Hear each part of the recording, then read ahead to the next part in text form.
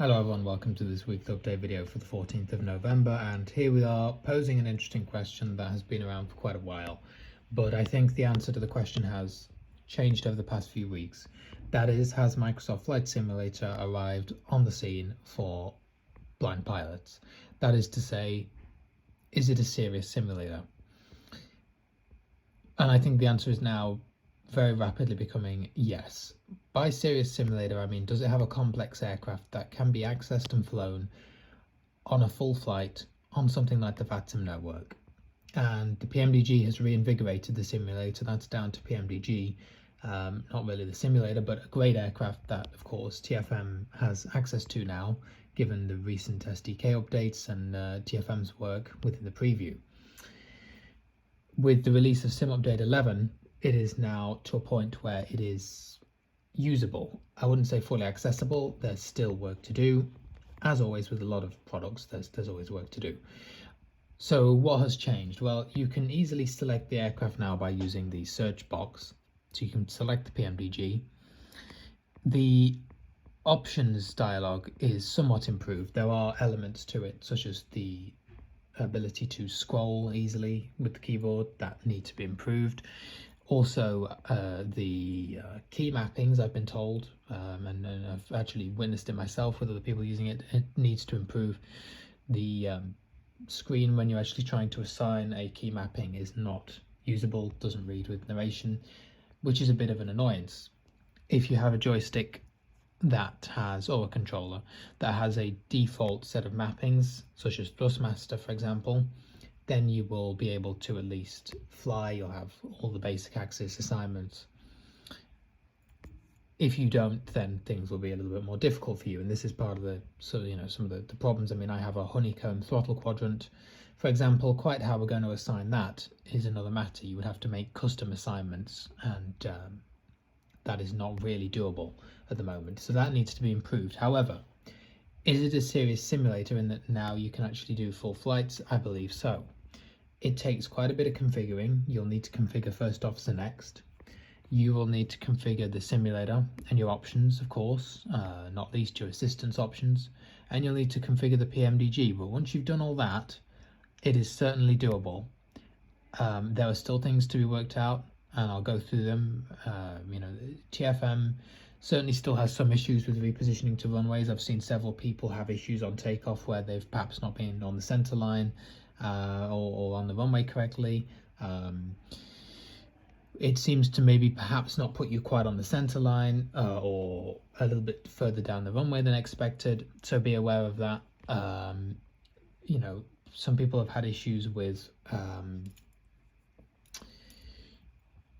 First Officer, and this is perhaps more of a serious problem, but one that will soon be remedied. That some of the dialogues are not reading, and they've had to go through the config and configure it themselves, which can be a bit difficult if you're a beginner, because some of the lines or strings are a little bit difficult to interpret exactly what they mean. But this week there should be a update to the GUI, amongst other things, which will help fix that and label more elements, more buttons, and allow us to use more of the inbuilt dialogues, which will be invaluable and particularly useful when setting this up.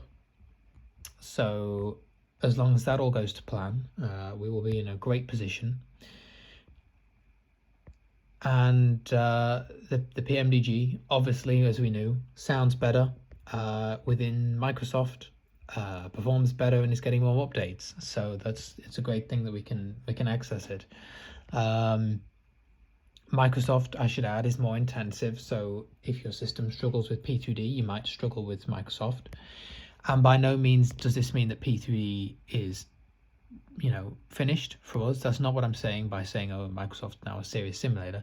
I'm saying that it's now usable and can be recommended. P3D still has more payload aircraft that we can access, more variation, and it is obviously at the moment still the more stable simulator because it's been used for so much longer and a lot of people have it installed and ready to go. So it's the old reliable simulator. Microsoft is still somewhat experimental Don't expect that it's going to work immediately out of the box, or indeed that if you come asking for help, people will be able to immediately give you the answers that you need, because we're all still in the process of testing it. I hope to try it in a few weeks. People are already trying it. People have already completed full PMDG flights. I will be excited to report when the first VATSIM flight is completed on there and all that good stuff. But it's, you know, the release of Sim Update 11 has fixed it to the extent that it is more usable. There's still a long way to go, but I think it's great progress. A couple of things to clear up from Sim Update 11. It was released with an A310 aircraft, and of course I've seen a few people trying to fly it with AI rather excitedly, thinking this is going to be great and we can fly it with AI and it sounds great. Unfortunately, no, this is a payware aircraft in terms of quality, but a freeware gift to everyone from INI Builds, the company who developed it, and Microsoft, or Sobro. It is a payware quality aircraft of PMDG caliber, although of course it's an Airbus that needs to be set up properly. You can't fly it with AI in that way and hope that it's just going to work. It unfortunately won't. One day, who knows, maybe we'll be able to access it, maybe First Officer will do something with it, maybe TFM will. But it's a complex airliner, and the A310 is quite an old aircraft as well. It's not your usual Airbus. It's an interesting mix of Airbus and Boeing, so it's a complex payware aircraft, and we know that AI don't tend to work so well with that.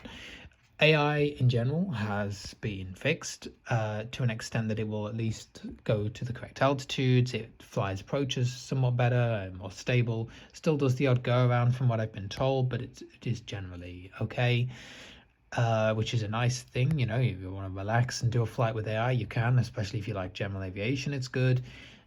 Obviously, as I've said previously, I don't think AI is a great solution to many problems, and that's certainly why Microsoft previously in my book hasn't been a serious simulator. If you're just pressing a button and off you go, that's not really a serious simulator. You're not simulating much, you're not learning much either, but it's certainly nice that they've done some work on it. And you can get some sound packs for a lot of these default airplanes, the jets as well, to make them more usable and a little bit more realistic, and there you go. I mean, it's certainly nice, and obviously you've got the real world traffic and things. It's just nice, I guess, to listen to that as well, and you know, experience the default ATC, which by all accounts is relatively good. So it's great that we have less add-ons needed. I've mentioned First Officer's update, and First Officer Next has various new features and fixes coming for the mainly fixes for the PMDG and the Phoenix Airbus, which we can't access obviously yet. It has a bunch of other cool things within Next, of course, one of them being passenger simulation and crew simulation, which is really cool. That it's, again, one less add-on you need if you buy First Officer Next. You got that built in. Obviously you can use PackX and things if you would like, but it's First Officer's got an interpretation of how passenger and crew usage should work, and they've inbuilt it, and I think when that update comes out, hopefully more of that will be accessible to us.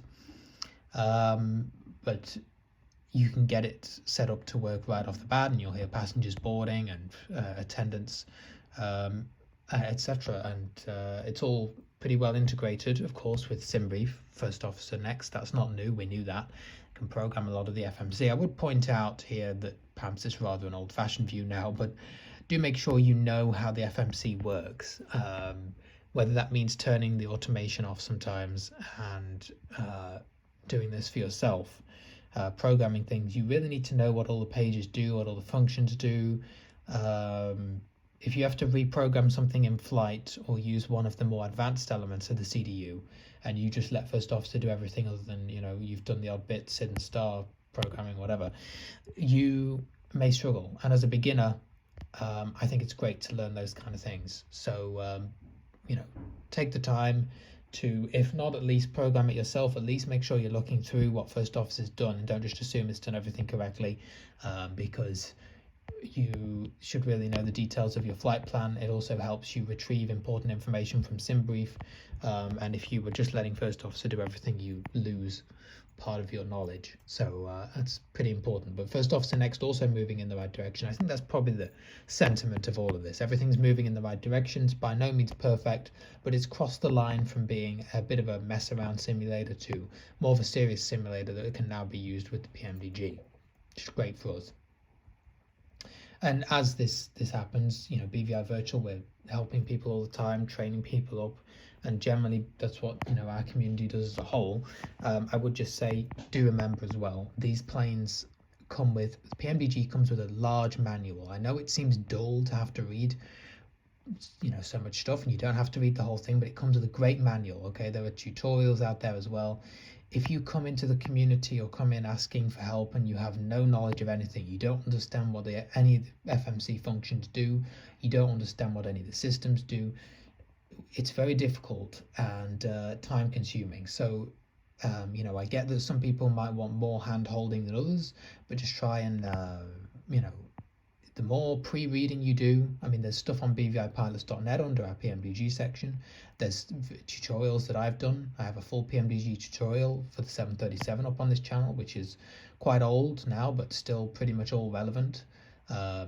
There's many videos that sighted people have done. I get that some of them are better quality than others, but again, even the airplane comes with a manual, and it comes with tutorial flights that explain a lot of this. So if you come in with specific questions, we can help you out. If you come in and just say, okay, I want to learn the PMDG, we have to sit down with every single individual and teach you from scratch. And that, for people who may have less busier lives than me, is probably fine. But for me, and I know a lot of people, is quite difficult. So the more you can do for yourself, it's great. And then we're more than happy to help you, because I am anticipating that, as Microsoft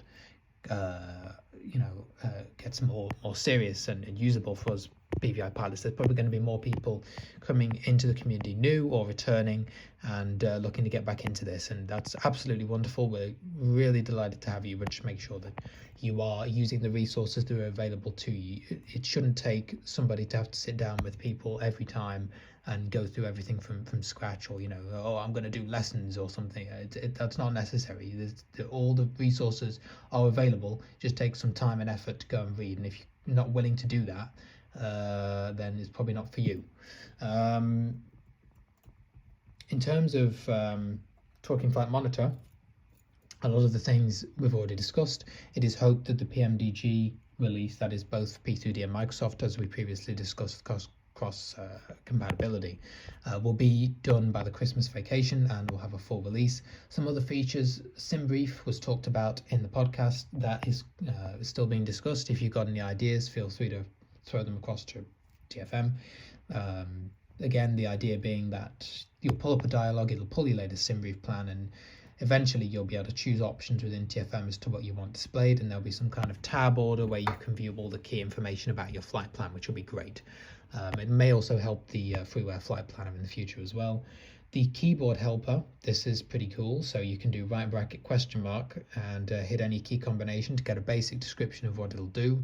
That's really great. Similarly, the keyboard manager, if you go in there and hit Alt-E on any of the specific hotkeys or combinations that are listed, it will execute that for you. So could also be useful.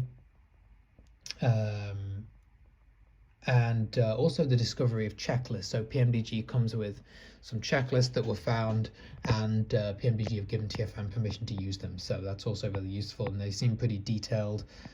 So eventually that'll support making a first officer. And there's been some discussion about how that should be laid out. Again, feel free to throw your ideas toward TFM. You can read the full blog, of course, as usual. You can contact them. You can view that info through their website. You can listen back to the podcast if you want all the details on those features, and more discussion about it in depth. But that is sort of what TFM is doing and working towards this, hopefully, Christmas update.